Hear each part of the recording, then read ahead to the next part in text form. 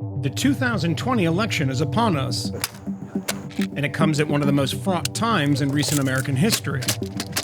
Polarizing rhetoric, fringe ideas, and disinformation are the order of the day. To find out why, we started in Georgia. Y'all ready to put in some work? Hoorah! Contact, contact! Trust and faith in each other. Trust and faith in God. That's about all we got. And my fellow countrymen, their right to bear arms and to use those arms to defend all of our rights. This is the 3% Security Force, one of hundreds of militias across the U.S. Traditionally anti-government, many of these groups now align themselves with Donald Trump. A lot of new people joining at this point? Yes, sir. A lot of people were assured by Trump winning that, we're not going to need anything. Nothing's going to happen on Trump's watch. But, you know, there's no guarantee that, Trump is going to be reelected. And if that's the case, you don't want to be caught resting on your laurels. But in the end, it don't matter who wins. Somebody's going to be angry and there's going to be some unrest. If Trump wins, the left are going to continue with the assaulting people, with burning buildings down and shooting cops and innocent people. If your end game is to replace the constitutional republic, then death is ultimately going to decide the winner of that argument. Contact! Everybody's pretty much on the edge and looking at this election like this is the powder keg.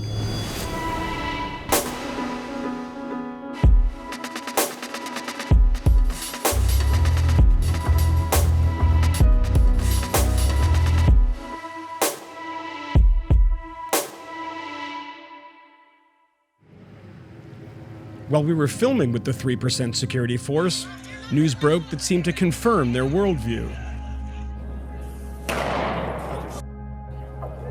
In doing so, it told us a lot about the confusion and chaos surrounding this most contentious of presidential elections. Something just happened.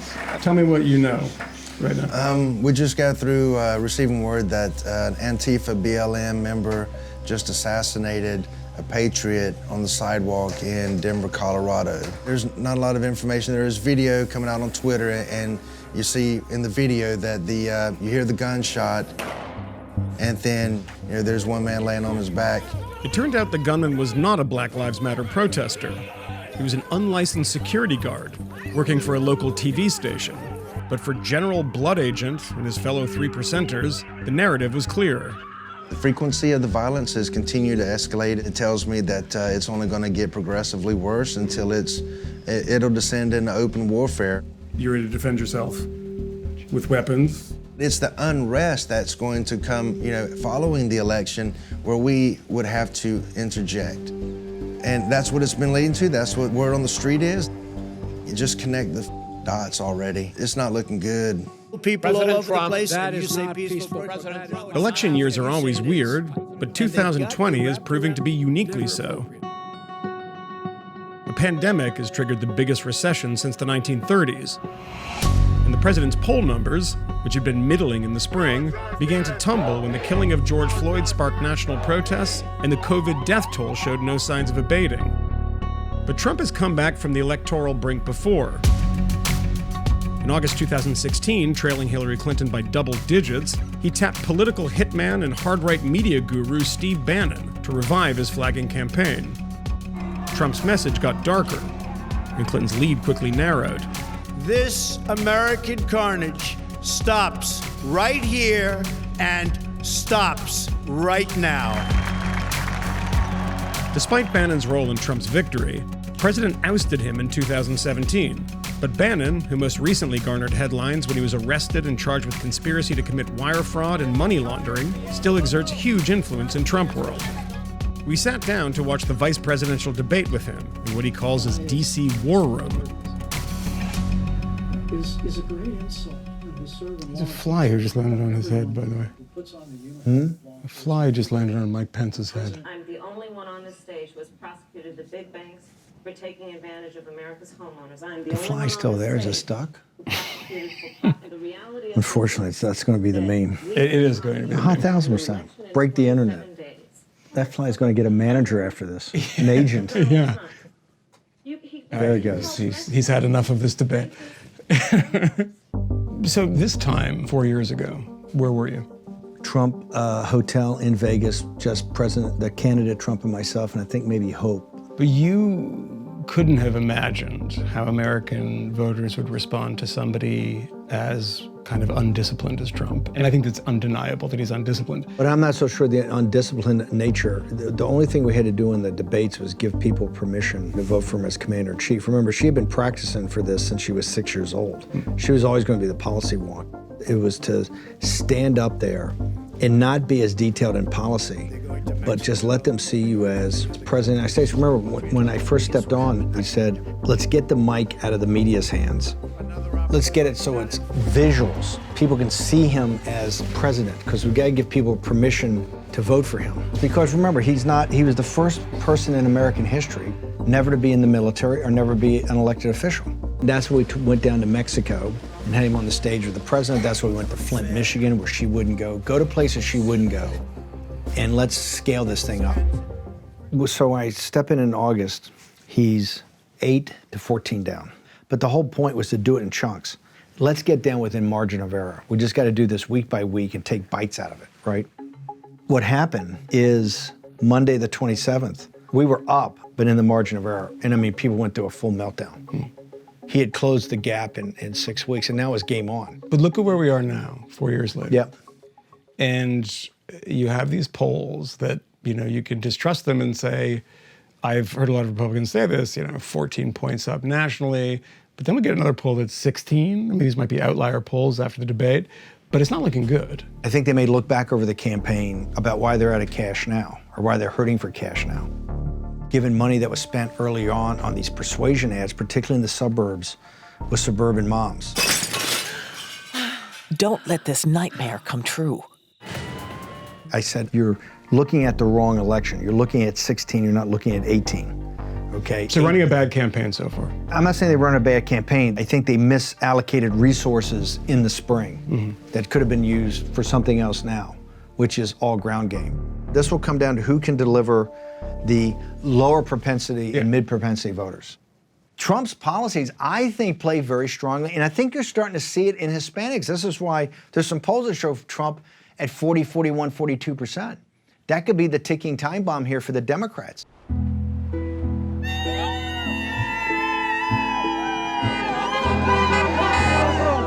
El ejemplo vivo de respeto, responsabilidad, patria y capitalismo. In 2016, Trump won largely by carrying white voters without college degrees. The polling suggests that white women are abandoning him in droves. Among Hispanic men, it's a different story. This might seem surprising, given Trump's harsh anti-immigrant stance, but politics is a lot different in South Florida. I like Donald Trump. Do you like Donald Trump's policy towards Cuba? Very good. Very good. Yeah. The problem in Cuba is the dictatorship, the communists. The communists very bad. El Partido Demócrata va a tener que cambiar su estrategia y su forma de ver la política, porque está mucho a la izquierda. Mucho a la izquierda. Do you think that Biden is a socialist, a communist, something like that? Todo el grupo que tiene son socialistas.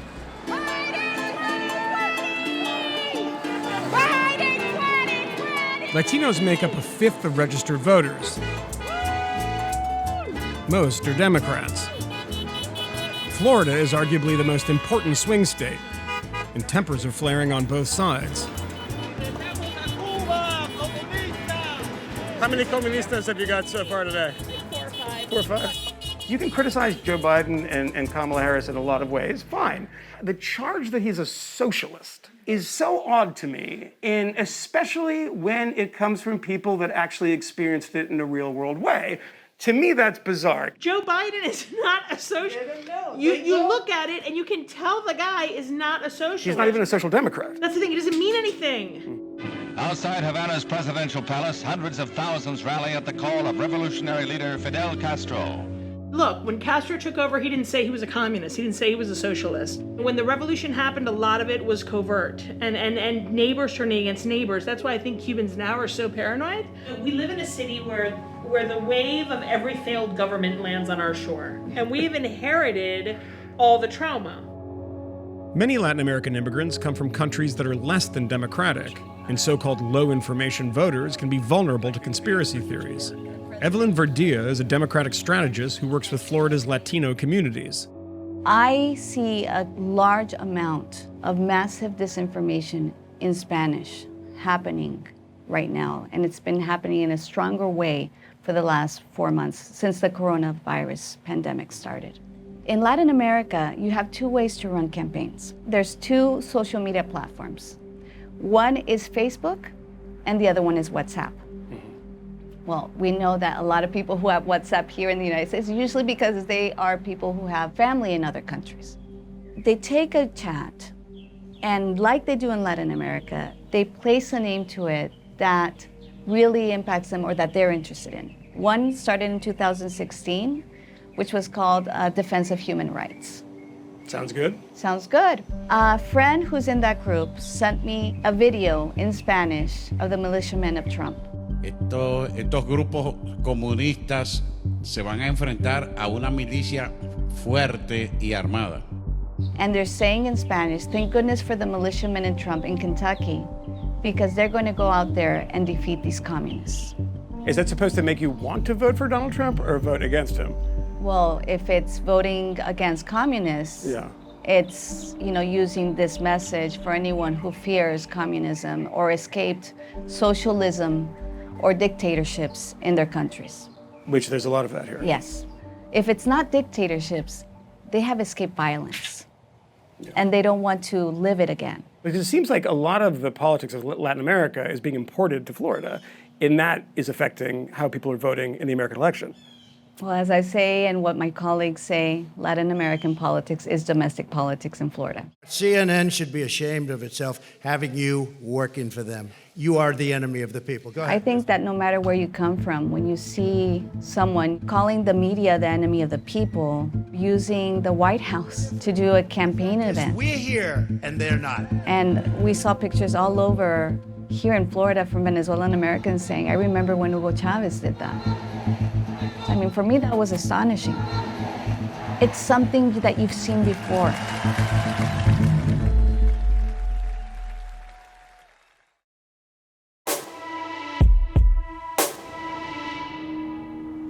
We've talked to a lot of people about disinformation campaigns. We've had 6 decades of disinformation. So what the country's been experiencing for the last 4 years, Cubans have been living for much longer than that. In other elections, we didn't have these arguments, but it's the Trump thing. He supports QAnon with those people. QAnon. Perhaps the most outlandish and complex conspiracy theory to emerge in recent years is QAnon, a far-right fever dream alleging that Satan-worshipping pedophiles are running a global child sex trafficking ring, while simultaneously plotting against President Trump.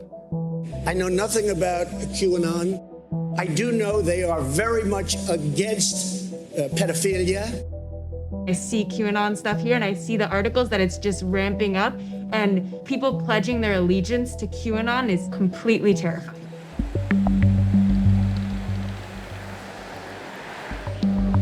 This has been planned. Everything that we're suffering today has been planned for years. Go back into Illuminati, the New World Order. Then go on back to the big. There's a lot of this QAnon stuff that I'm seeing now, which is a little like that Illuminati, New World Order. Have you seen this QAnon thing? Oh, yeah. The COVID-19, China do it in the laboratory. Mm-hmm. It bring it to here. All this child pornography and all that. The globalismo no like you, no like me, no like globalismo. He control all the city, control the world. It's misinformation, and now we've gone to disinformation. Yeah. Calling Democrats satanic.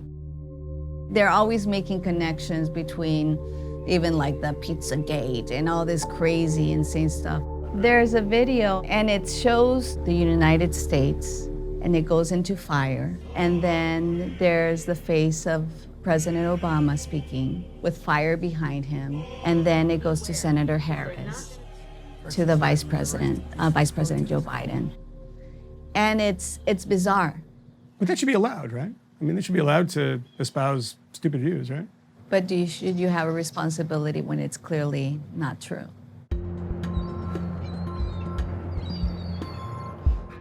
To hear more about efforts to spread disinformation, I spoke with Kate Starbird, Alex Stamos, and Graham Brookie of the Election Integrity Partnership, a research group focused on debunking false narratives of election fraud. Give us a sense of where we are now and how much we should worry about the integrity of the election. What we're seeing right now is disinformation at scale. It's a combination of hyper-partisan media outlets that have gained a following, political leaders in different places, social media influencers. And so they might pick up from something from a alternative news site, and then they'll raise it up and blow it out to millions and millions of people. Within about 15 or 20 minutes, some of these things take off. But by the time it's visible, it's too late to pull back or take action on in a way that can prevent it from just reinforcing these narratives that are already out there. And unfortunately, there's a very robust supply of it, and the supply chain is getting quicker. So how do you actually deal with misinformation when there's such an appetite for it? One of the basic issues we're dealing with here is that there's really no historical analog to Facebook and Twitter and YouTube and the other massive platforms. We have three-letter regulatory bodies who don't actually regulate the scale and scope of our information environment right now. The Federal Communications Commission is largely absent from this conversation. The FEC, the Federal Elections Commission, doesn't even have a quorum in this election. None of the regulatory bodies are adjusted for the scale and scope of the internet. We have an information ecosystem that doesn't have any gatekeepers anymore. Since 2016, political disinformation has metastasized from Cold War-style paranoia to bizarro delusion. Let them normalize pedophilia. It takes children and they sacrifice these That's children. where we are at. It's part of Satanism. And as the 2020 election has heated up, Trump, who has long peddled birther conspiracies about President Obama, has continued to encourage and indulge the fringes of the conservative movement. We attended a Palm Beach, Florida campaign rally and fundraiser for fringe Republican candidate Laura Loomer. One of the speakers was conspiracy theorist Roger Stone, a former advisor to President Trump, who in November 2019 was convicted of multiple felonies. His sentence was commuted by the president in February. You're supporting Donald Trump? Right. Did you support him in 2016? Yes. Okay. How do you think he's done in the past 4 years? I think he's done great. I think he's done great for the whole country. And not just for the whole country, just for, I believe, for the rest of the world. Especially, he's done a lot of good with Latin America. By the way, the folks from Vice are here. Here's a word of wisdom to you. The fake news media is done. Hey, how's it going? You guys cannot be in this property. Oh, okay. Can we be on the sidewalk? But the so-called mainstream media, including us, is seen as biased against Trump. Right. Oh, no, I'm just asking. Like, okay, so is there a place we can go that is public? Yeah, not this year. Phony, fake, liars, not men. Okay, no, that's all. I'm just asking. Just wanted,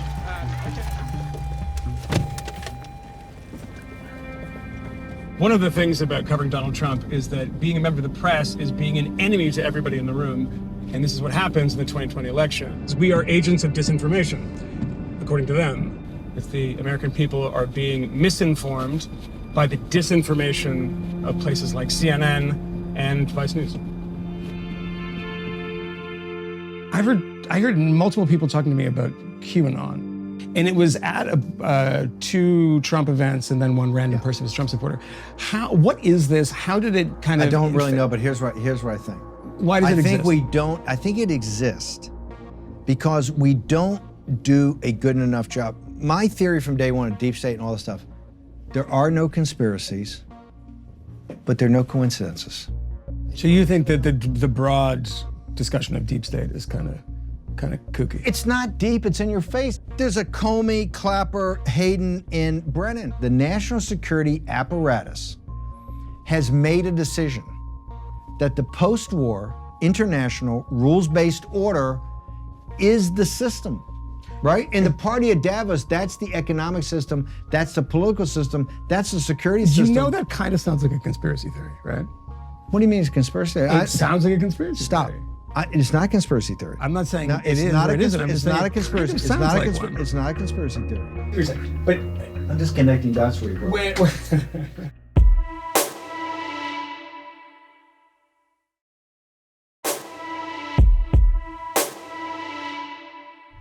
It's easy to forget that before the pandemic, Washington was convulsed by an impeachment trial, and that Trump became only the third president in American history to be impeached. One of the leaders of that inquiry, and one of Trump's most vociferous critics on Capitol Hill, is California Congressman Adam Schiff, head of the House Intelligence Committee. You were obviously a key part of the impeachment inquiry, ultimately the impeachment of Donald Trump. It doesn't go unnoticed to the average person watching the convention, watching these debates, watching ads, that the impeachment is curiously left out of all of this. Why do you think that is? Well, the misconduct we have seen, we saw the president commit in terms of extorting Ukraine by withholding hundreds of millions of dollars to try to get them to help him cheat in the election, has been overtaken by so much other misconduct. It seems so distant now. Are you going to point to that misconduct, or are you going to point to his mishandling of a pandemic that has now claimed 210,000 American lives? So I think the Democrats are very shrewdly keeping the focus on the worst misconduct, which is the conduct that's literally killing us. And so those are the issues that I think we should be talking about and are talking about, even though I continue to think that his effort to extort an ally at war with Russia to help him cheat was among the worst of his abuses. I mean, so what is Donald Trump's relationship with Russia? He wants to be an autocrat. He admires autocrats. He also wants to curry favor with people who he thinks can make him money. And this is, I think, a core line of thought for Donald Trump, which is he may lose his reelection. He still has a Trump Tower in Turkey. He still wants to build a Trump Tower in Moscow. He thinks the Saudis may be good bankers for him. He's not going to alienate the people that could help him become wealthy or stay wealthy or whatever his financial situation truly is. You know, we're going to get those answers ultimately, but it may be too late to help the country if financial entanglement is also one of his motivations. Do the Russians want Donald Trump to be president, or do they want the United States to have a chaotic president and a chaotic political situation? They care who wins. And they care who wins because a weak president is good for Russia. A president who has no international allies and weakens the NATO alliance, weakens our transatlantic alliance, is great for the Russians. A president who can be easily manipulated by paying him compliments is a great deal for the Russians. Are they Democrats or Republicans? No, they don't have a party affiliation. They don't care what party wins the United States. They want what's best for Russia. And what's best for Russia is a weak, easily exploited president like Donald Trump, someone who is corrupt that they can entice economically if they're able. And they want to sow discord, distrust in our democracy. Russian election meddling, while often overstated in U.S. media outlets, is nevertheless real, and it hasn't gone away. Hey, Michael, how's it going? I don't know what we do. Do we do that? Is that what we do? Yeah. It still feels weird to me. You are a freelance writer. Yep. So give me a sense of your politics. So I'm a member of Democratic Socialists of America, North Brooklyn chapter. Tell me about your interaction with a rather odd website who I hadn't heard of, and I suspect you hadn't heard of, but it had peace in the title, so you're like, oh, that's kind of in your... left-wing. Yeah. That's sort of left-wing. Right. I got a DM from an account that had just followed me. They introduced themselves, said they were an associate editor for a new publication, and they introduced it as a new left-wing progressive website that was coming up, and they read my work, they liked my work, and they wanted me to write for them. What did they want you to write about? They wanted me to write about anti-war, anti-corruption, environmental issues. They didn't say, be critical of the United States government. They just kind of thought I would be, I guess, because of my previous work. Did they tell you where they were from? No. Did they pretend to be American? No, they just said they were an international-based site, and I looked at his profile to see where he's from. I can't remember which country. It wasn't the United States, but the thing that really got me thinking that they were legitimate was they had verified journalists writing for them. People with like 40,000 followers on Twitter that if legitimate journalists are writing for them, this I could just be on the ground floor of a good opportunity. But there were plenty of red flags. Peace Data's editor, Alex Lacusta, had a strange-looking profile picture that turned out to be computer-generated. That's because Mr. Lacusta didn't even exist, and Peace Data's emails contained typos and other errors. Then Delaney saw one of his articles republished on a fringe far-left website, nestled amongst 9/11 conspiracies and Vladimir Putin hagiographies. That was really concerning to me. I saw some, pro-Putin content, pro-Lukashenko content. And that's when I consciously decided not to write for them anymore. But by this time, I had already submitted my third and final piece. If the goal of the Russian government is to get Donald Trump reelected, why would it be paying you to push ideas that are the opposite of Donald Trump's? And I think it's an attack on independent media. It's an attack on critical media to provide that narrative to say, look at the lying press, look at how they lie, and they get tricked easily, and they're just chasing a story that doesn't always pan out or something like that. Fake news. Yeah, fake news, lying journalists, attacks on journalists. That just plays into narratives we're hearing out of the White House and other administrations around the world. So I guess that's the main takeaway here. The long history of sort of disinformation and active measures that you can tie back to sort of Soviet techniques, they often used journalists as unwitting agents in ways to try to amplify their messages and to carry those messages into larger populations. Even when they're picking up the message to criticize it, the message can still land. Disinformation is a trap. One of the successes of disinformation is creating the specter or the cloud of disinformation as a threat, right? In any case that we're looking at collectively across the media ecosystem, across the research ecosystem, we have to check to make sure that we're not doing what our colleagues at Data and Society call giving it the oxygen of amplification. I mean, that seems to be what the FSB GRU is trying to do. The fact that we talk about Russia so much, when no one really looks at, what was the actual impact of these Facebook posts? Was the Steele dossier designed to create this kind of chaos in America? Yeah, we give the Russians a lot of unearned credit here. Statistically, the amount of Russian disinformation in 2016 was effectively nothing compared to that being spread by domestic sources and financially motivated sources. And yet we talk about Russia standing astride the world. This is a slowly failing petrochemical state. They have half the GDP of the state of California. They have to keep on raising their retirement age of their Social Security. They have significant domestic problems. And yet what we've done is we've raised them up to this level of a superpower. And that's one of their goals. And that's why they don't cover their tracks, right? There's a lot of disinformation that people inject very stealthily. There's a lot of hacking that people do very quietly and carefully. You often see this from Chinese actors, for example, where they're much more careful about not leaving their fingerprints on actions. But the Russians don't mind getting caught because it's part of the message. They want us talking about them being all powerful. But the vast, vast majority of what's going on in 2020 is domestic and is coming from domestic actors, in some cases verified domestic actors where we know exactly who they are.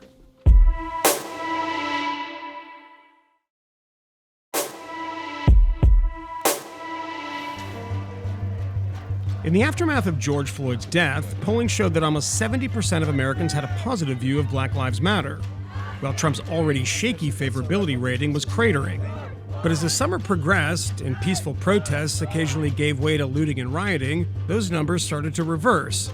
Support for BLM plummeted, especially among Republicans, while the president's poll numbers ticked up. In chaos, the Trump campaign saw opportunity. In the key swing state of Wisconsin, the police shooting of Jacob Blake precipitated multiple nights of violence and destruction, during which businesses burned and a 17-year-old Trump supporter shot 3 people, killing 2.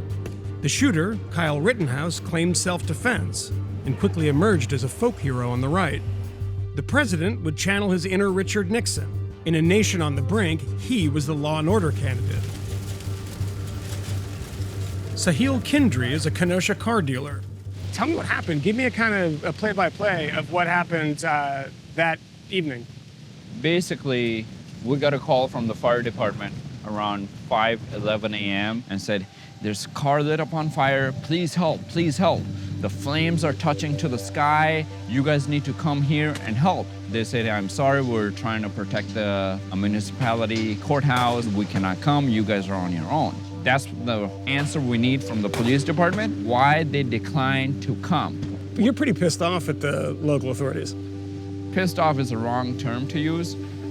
Worse than that, I mean, it's really heartbreaking. We have 20 families that work here. Everybody's out of the job at this time. You have nothing to sell. At this time, we're gonna be bankrupt. Everybody's talking about Jacobs Blake justice and then this justice and that justice. As a business owner, where's our justice?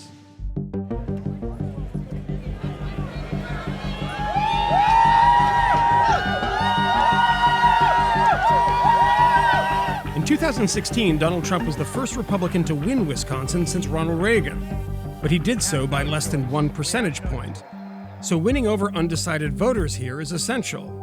John Garrity voted for Obama in 2008 and 2012, but he's been disillusioned by the direction of Democratic politics.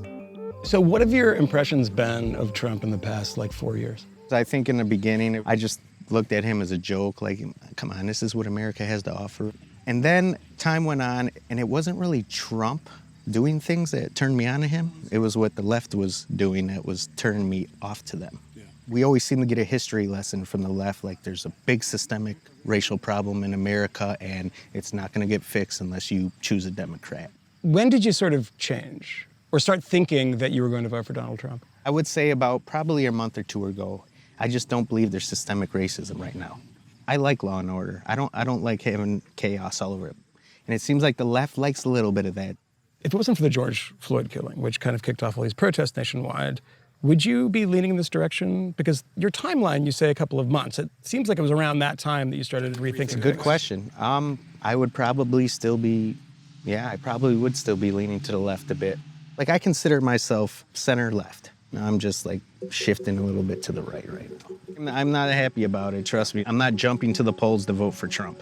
I'm actually very interested in that because you sound like, a couple months ago I made my decision. Are you sure about this decision? I'm telling you, there's absolutely things Trump could do that would have me be okay, maybe I should reconsider this. But as of right now, if I had to vote tomorrow, I would go and vote for Donald Trump. But you're not entirely sure? No justice, no peace! The fact that Kenosha has become an inflection point in this debate was made obvious when 2 days after President Trump's visit, Vice President Biden showed up. While Trump visited with owners of burned-down businesses, Biden met with Jacob Blake's family. I honest to God believe we have an enormous opportunity, now that the curtain's been pulled back, to do a lot of really positive things. Your safety is imperative. Please move out of the roadway. We just want to let y'all know from the Blake family that we appreciate y'all standing in solidarity with us. Our brother Jacob Blake just had an awesome meeting with Vice President Biden, and he said he's a hell of a guy. Before my brother Jacob could get out of his mouth talking about reform, Vice President Biden had already said it. But we're standing up for him, and we're not going to stand down until we get a conviction on the police officer that took liberties to shoot him 7 times in the back. What's his name? Jacob Blake! What's his name? Jacob Blake! Black Lives Matter! Black Lives Matter! Black Lives Matter! Black Lives Matter!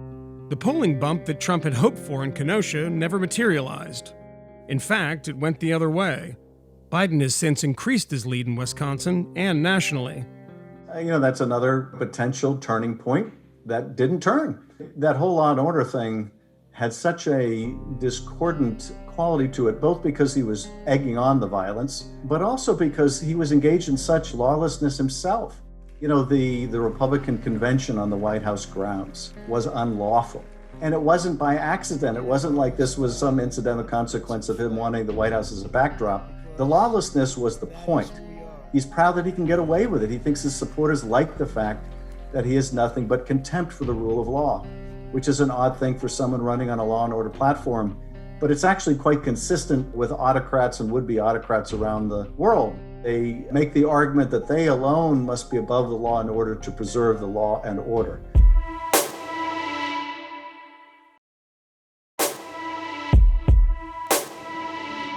In the final weeks of the election, Trump's inner circle pushed an October surprise. That last-minute tactic designed to damage an opposing candidate. We got it. It came in the form of multiple laptops, allegedly owned by Joe Biden's son Hunter, and left at a Delaware computer repair shop. Information found on Hunter Biden's laptop showing... In a story that has been hotly disputed, the New York Post claimed that emails found on the laptop revealed that Joe Biden was aware of his son's trading on the family name to score dodgy business deals in China and Ukraine. Tens of thousands of emails, videos, texts, and photographs. The story became more lurid and complex. The stories of sex tapes, drug use, and even QAnon-inflected allegations of child trafficking. And at the center of it all, Steve Bannon. 2 weeks after our interview, and on the eve of the final presidential debate, I caught up with him. What the hell, man? You didn't tell us about this stuff. I'm sitting there with you. You tell me nothing about these hard drives. And the next thing I know, 2 days later, Bannon, hard drives, New York Post, Twitter banning people. So you've been sitting on this for a little bit. Tell me what happened. I think I got approached, it was in mid-August, by Rudy, Bob Costello, to look at a hard drive. So you understand, I presume, the skepticism that comes from people here that, you know... No, the skepticism is the same guys. You weren't skeptical about the dossier. No, it's you guys want Biden. I understand that. And you're not going to cover it. That's why it's a forcing function tonight. You're going to be forced to cover it. I'm talking to you about it right now on Skype, Steve. Skepticism. It's not skepticism. You guys are just left-wingers, and you jump on the dossier, you jump on Trump stuff, but you won't jump on this. We have the goods. It's important to note that most of these claims have not been substantiated, and that the vast majority of media outlets have refused to report them without further corroboration. This has all the hallmarks and the fingerprints of a Russian disinformation campaign. When people say that, what's your response? It's a nonsense. You're trying to divert. You're trying to look at the evidence. It's on a hard drive. The New York Post appears to still, I think, be locked out of their Twitter feed. Yeah. And Facebook and Twitter were blocking people from sharing the initial New York Post story. That to me is the social media is dangerous. I actually think something else. If I was the president, I'd have the Justice Department go in. I would arrest the senior executives of Twitter as a national security problem. I believe they're a national security. On what charges? I would arrest the senior executities of Twitter.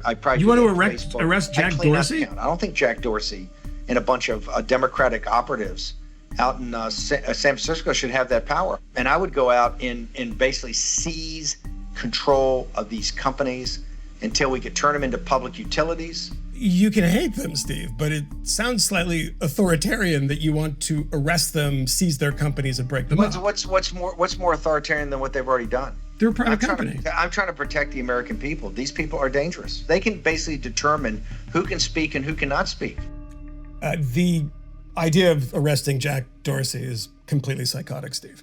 You know that, right? I don't know that. You do. I'm driving to D.C. now, and I'm going to tell you to your face that that's completely nuts. Bring criminal charges. I think this goes beyond civil. What I think he's a danger to national security. I kick you off my platform and you get arrested? Come on, man. All I'm trying to do is make sure the American people have all the information that they should have to weigh and measure Joe Biden. What are we going to see tonight? You have to figure out forcing functions, right? One big forcing function is have Donald J. Trump, the 45th president of the United States, on global television on the second debate, take it to Joe Biden and force him to confront these issues. All right, we're going to move on to our next section, which is national security. There has been substantial interference from foreign adversaries. What would you do in your next term to put an end to this? Joe got $3.5 million from Russia, and it came through Putin because he was very friendly with the former mayor of Moscow. But now, with what came out today, it's even worse. All of the emails, the horrible emails of the kind of money that you were raking in, you and your family. And Joe, you were vice president when some of this was happening. I think you owe an explanation to the American people. Maybe you can do it right now. I have not taken a penny from any foreign source ever in my life. We learned that this president paid 50 times the tax in China, has a secret bank account with China, does business in China, and in fact is talking about me taking money.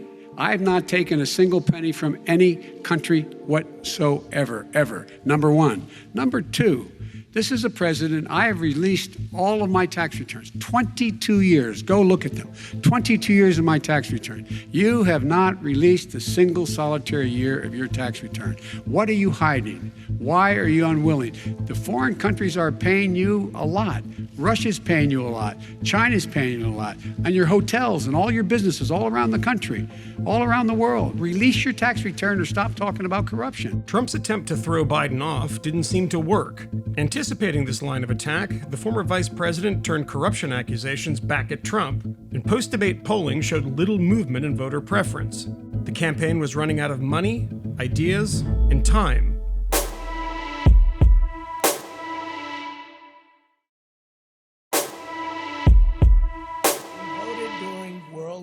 President Trump is down in every national poll and in a large majority of vital swing states. But as in 2016, the closer we get to Election Day, the more that gap is narrowed. And now, voters must emerge from beneath an avalanche of half-truths, misinformation, and disinformation and make an informed decision in the polling booth. I think we're seeing a lot of different incidents related to mail being discarded or ballots being discarded. We're seeing over and over again every sort of opportunity to reframe something in a way that supports a voter fraud narrative. And what we perceive is a political strategy to mobilize a large number of people to go out and collect evidence of what they think might be voter fraud or some kind of interference in election. And this is a political strategy to undermine trust in the election results. It's not to improve what's actually going on. That's outright intimidation. You have to call a spade on that, and that's a form of voter suppression. We have this expectation that we're going to have results by that evening or that night, and it turns out with all these mail-in ballots, and depending on which states are closed and which aren't, we could actually wait days and possibly weeks to fully know what the results are. Democrats use more mail-in ballots, and Republicans intend to vote on Election Day. The Election Day votes will be counted quickly with the voting machines. The mail-in ballots may take some time to count, so there actually may be a shift from sort of more Republican candidates to more Democratic candidates as the Democratic ballots are counted with the mail-in process. The political right is trying to frame that as voter fraud, so people won't trust the election results. What happens on November 3rd? The president could be leading in many of the key battleground So you states. think it'll be called on election night? Oh, no, it won't be called at all. In fact, that would be the whole thing. It won't be called. There's nobody at the senior level of the Democratic Party or the campaign that will concede and say, we'll get it in 4 years. It's not happening. Do you see a scenario on election night where the margin is big enough that you do concede? I don't see Trump conceding, no, not on election night. Trump will win this election, but in the small 1% chance he doesn't, he's going to run for re-election. Do you know how many times I'm going to play this on my Twitter feed the second he loses? He's going to run for re-election. He's not going away. 1% chance. You were going to say, what was 1%? No. But I'm just saying, no, but my point hypothetically. is populism and that, look, the Republican Party has been turned into a lower middle class party. Do you think it's staying that way? 100%. Josh Hawley, Marco Rubio, Mike Pompeo, Ted Cruz, Tom Cotton, Nikki Haley. Anybody's in that kind of top tier or aspiring to that top tier, number one, they're all becoming more populist. Trends in the world show that populism, you're either going to have left-wing populism or right-wing populism. Populism is the future of politics. There's no way to de-escalate because all the chips are on the table. One side's going to win and one side's going to lose. We are almost as divided as before the Civil War. We almost are divided. And the rhetoric is ratcheting up. Does Donald Trump not take some responsibility for the divisiveness in this country? He's a disruptor. Okay. You didn't answer the question. Stop. No, I didn't even start. Hang on. I can't stop when I haven't started. Hang on. Answer the question. Hang on. Jackson, Lincoln, FDR, Ronald Reagan. When they're alive, they're the most disruptive people in the world. Lincoln so hated. Lincoln. I'm sorry, I use this as such a bullshit argument. It's not. You absolutely do not know American history. Wrong guy. But no. Don't give me your bullshit. The country in 1939 and 1940.